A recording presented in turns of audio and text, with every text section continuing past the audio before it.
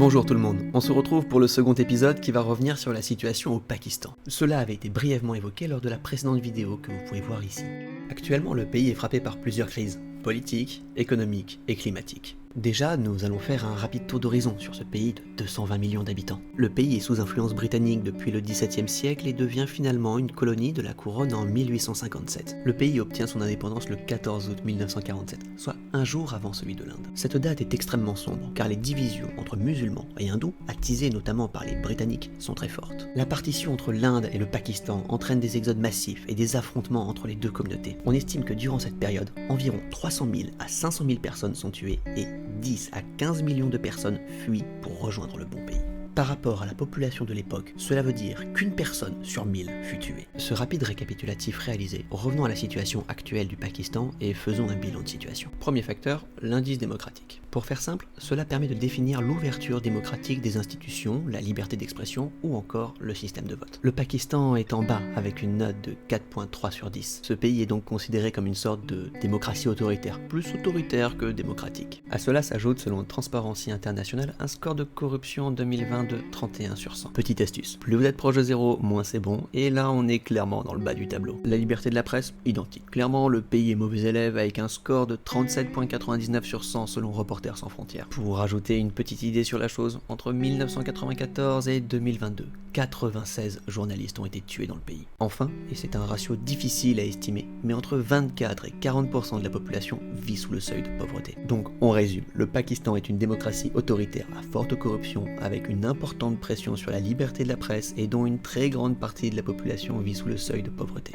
Le décor est planté, donc désormais on peut zoomer sur les crises qui secouent le pays. Commençons par la crise politique. En 2018, Imran Khan est élu Premier ministre. Il a gagné en popularité notamment pour son discours anti-corruption, ses actions de philanthropie dans la construction d'écoles et d'hôpitaux, mais aussi car c'est avec lui que le Pakistan a gagné son unique Coupe du Monde dans le cricket. Et ça, en termes de popularité, c'est énorme. Bref, le temps passe et progressivement la situation devient instable. Crise économique renforcée par la crise Covid. Fin de la confiance entre le Premier ministre et l'armée, qui est une institution très importante dans le pays. Elle a réalisé 3 coups d'État par le passé et la majorité politique qui s'effrite avec la fin de certaines alliances. Le 8 mars, une motion de défiance est envisagée par l'Assemblée nationale, c'est-à-dire que les députés doivent se prononcer si, oui ou non, le Premier ministre doit mettre fin à ses fonctions. La crise monte d'un cran, car la proposition est considérée comme anticonstitutionnelle quelques jours plus tard par le vice-président de l'Assemblée nationale qui est un proche du Premier ministre Imran Khan. Dans ce climat de tension et d'incertitude, la Cour suprême du pays considère que le vote de défiance est bien constitutionnel et le Premier ministre quitte ses fonctions le 10 avril. L'histoire pourrait prendre fin là, mais ce n'est pas le cas, car des manifestations ébranlent le pays et des morts et des blessés sont dénombrés. De nouvelles élections anticipées devraient avoir lieu dans un climat de tension très important. Passons désormais sur la situation économique du pays, qui n'est guère joyeuse. La crise Covid a été un coup d'arrêt pour l'économie du pays. En 2020, la croissance était négative à moins 1,3%. L'arrêt des exportations et le ralentissement de l'économie durant cette période a plongé un Pakistanais sur 2 dans la pauvreté. Ceux déjà fragiles se sont enfoncés dans la précarité. L'année 2022 enfonce un peu plus le pays dans la crise. L'inflation grimpe de plus 24,9%. À titre de comparaison, l'inflation en France est de 6,8%. L'appauvrissement de la population se généralise donc. Aussi, comme dans une grande partie du monde, la crise énergétique frappe de plein fouet le pays. L'État, en manque d'argent, ne peut plus subventionner les prix de l'énergie. De fait, les prix du carburant et du gaz ont donc grimpé de plus 45%